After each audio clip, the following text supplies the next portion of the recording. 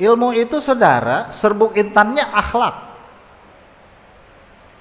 Ilmu itu serbuk intannya adab. Maka di pesantren, murid dididik untuk beradab kepada gurunya. Kenapa? Ente dididik bukan cuma pinter.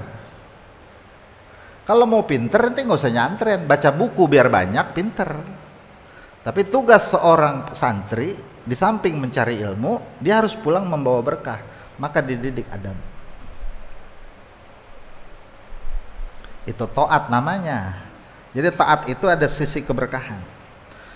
Allahumma sholli ala sayyidina Muhammadin nabiyil ummi wa ala alihi wa sahbihi wa sallam. Ada orang tua, ada anak. Ya. Orang tua kadang memerintahkan sesuatu kepada anak tanpa anak mesti paham kenapa orang tua merintah. Tong kerjaan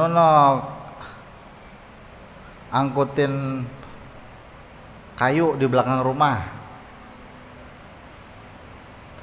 koredin rumput di samping rumah misalnya. Anak belum paham, tapi orang tua perintah itu, yang tahu maslahat dan tidaknya orang tua. Makanya orang tua kadang begini, kalau disuruh ngebantain banget, tahu nggak ngebantain? Ngelawan ya. Biar nurut apa? Nggak perlu dipaham, biar nurut. Karena ini orang tua yang satu anak. Tiap kali orang tua perintah itu karena ada maksud. Nggak perlu babanya nerangin begini, nih maksud baba nyuruh lo bersihin kayu, ntar biar nyalu masak, ntar biar bisa nyayur asem, biar bisa matengin nasi, biar bisa goreng telur. Ya begitu mah kelamaan. Ya, jadi udah angkutin kayu. Anak juga nggak perlu nanya ngapa sih Mbak kayu pakai diangkatin misalnya. Satu itu. Kedua, guru perintah anak, perintah murid. Hafalkan jurmiyah. Guru nggak ngerinci. Si murid itu tunduk dan patuh dengan perintah gurunya. Itu dinamakan taat. Orang akan muncul rasa ketaatan. Nih murid bisa muncul taat kepada guru.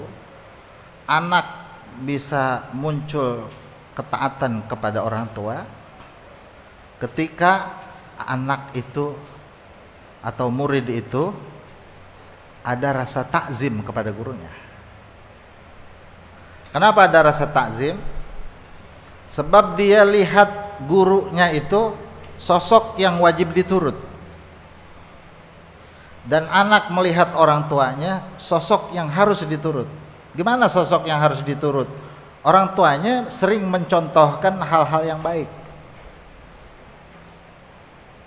Ketika orang lazim dalam kebaikan orang tua dan dilihat oleh anaknya, maka secara otomatis di diri anak ini tumbuh rasa takzim.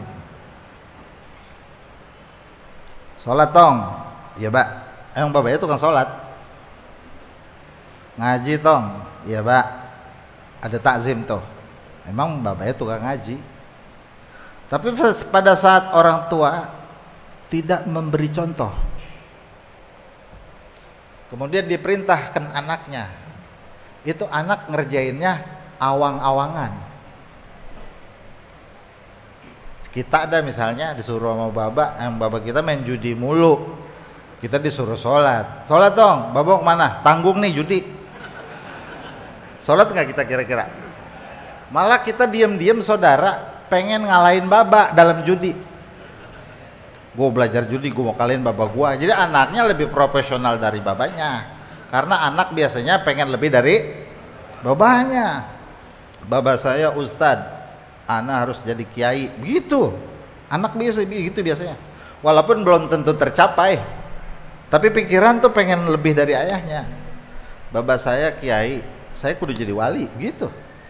Tapi nggak ada yang begini, baba saya wali, saya harus jadi nabi, nggak ada itu mah. Bukan jadi nabi. Keinginan itu ada saat orang tua mencontohkan hal yang bersimpangan dengan syariat, maka anak tidak nurut. Orang-orang murid-murid yang kemudian nurut kepada gurunya itu karena gurunya memang memberi contoh.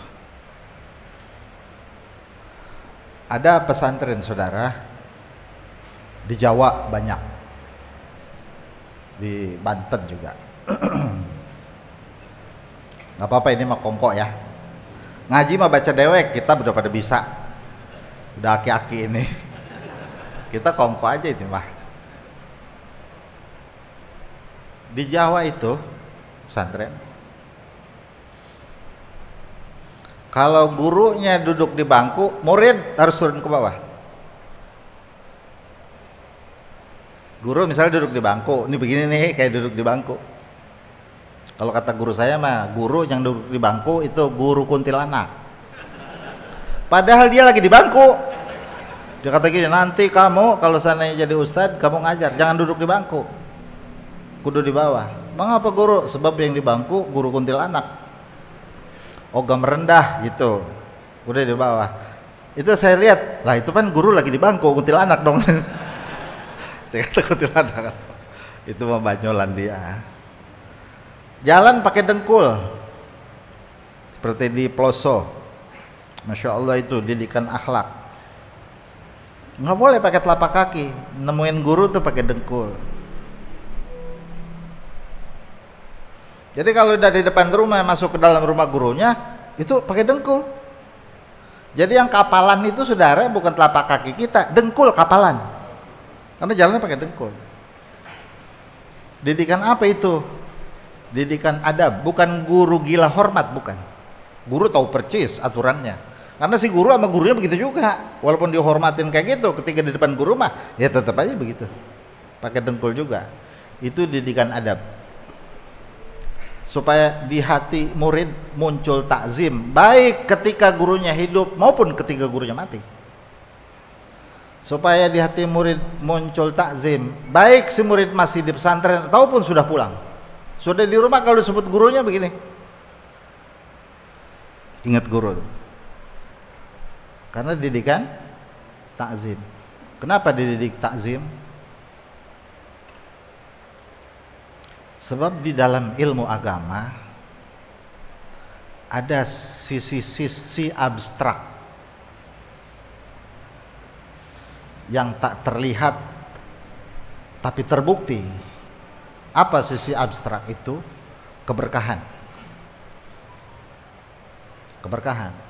Keberkahan ini saudara, dia itu seternya ilmu. Saya pakai cincin nih, ya, digosok rapi, cincin rapi digosok. Kok belum beseter ini? Gitu ceritanya. Ini yang pada senang batu. Saya ngomong untuk kaum batuiyin. Ya Allah, ini batu belum beseter, dilihatnya kurang enak. Oh, ada amplasnya. Serbuk intan. Pakai serbuk intan. Sek. Pakai bambu, finishing. Kik. Rapi, lihat. Ya salam. Itu jadi RP. Kalau zaman batu tuh dipanggilnya batu RP. RP tuh udah rupiah dah. Wah, RP nih mahal berarti. Yang tadi 10.000 bisa jadi 1 juta. Gitu. Gara-gara apa? Seter. Ilmu itu saudara, serbuk intannya akhlak. Ilmu itu serbuk intannya adab. Maka di pesantren murid dididik untuk beradab kepada gurunya. Kenapa? Ente dididik bukan cuman pinter. Kalau mau pinter ente nggak usah nyantren, baca buku biar banyak, pinter. Tapi tugas seorang santri di samping mencari ilmu, dia harus pulang membawa berkah. Maka dididik adab. Itu taat namanya. Jadi taat itu ada sisi keberkahan. Satu itu. Yang kedua, saat seorang murid beradab kepada guru dengan tulus,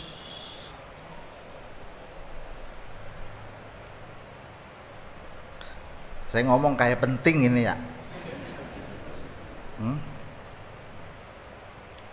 tapi memang perlu diomongin karena memang penting. Karena ini bagian kurikulum yang hilang. Jadi nggak diangkat lagi orang hilang. Ketika seorang murid mempunyai adab ketaatan yang ikhlas, saudara,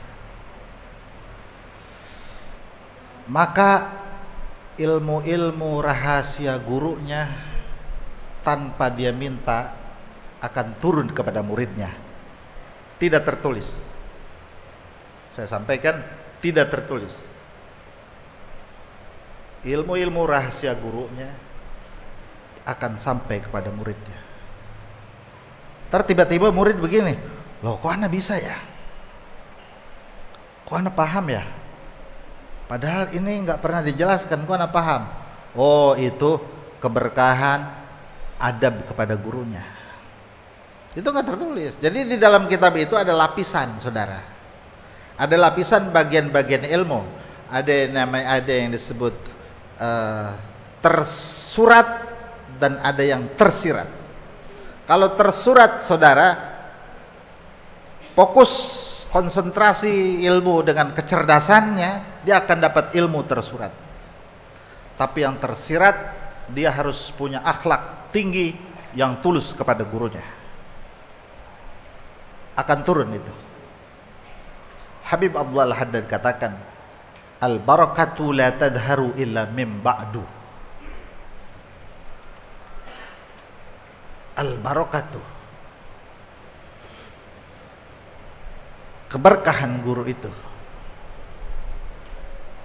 la tadharu, belum kelihatan. Masih ngaji, masih jadi santri, belum kelihatan. Illa min ba'du, kecuali nanti. Lama amat nanti mah. Ini ilmu sabar. Jadi terhadap guru itu di pesantren, sabar itu bukan teori. Tapi tanpa si murid bermaksud melakukan sabar, gurunya sudah menerapkan teori itu. Nanti sabar. Belum tampak illa min ba'du, kecuali nanti. Apa maksudnya min ba'du? Setelah misah dengan gurunya. Misah. Masih di pondok mah masih ada guru, belum beseter. Bintang juga kagak terang kalau ada bulan. Pelita juga kagak terang kalau ada patromak.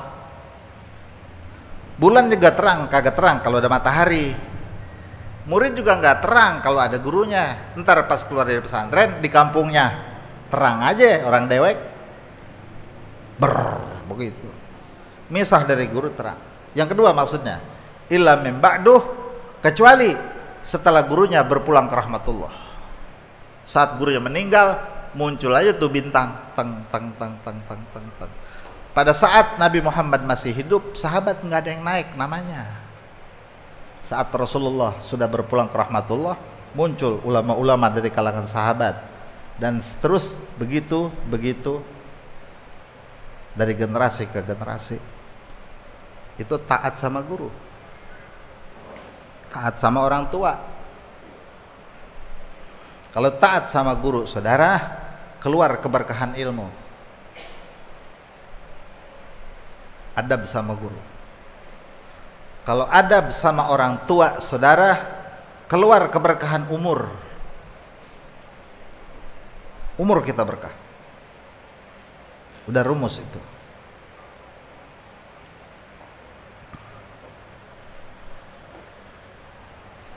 Dua ini saudara dia bisa lakukan,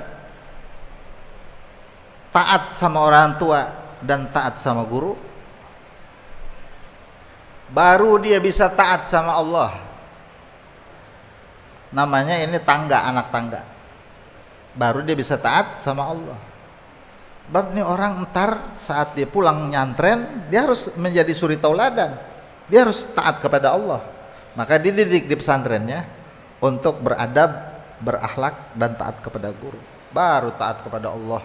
Makanya saudara, dalam hadis kursi Allah Ta'ala berfirman,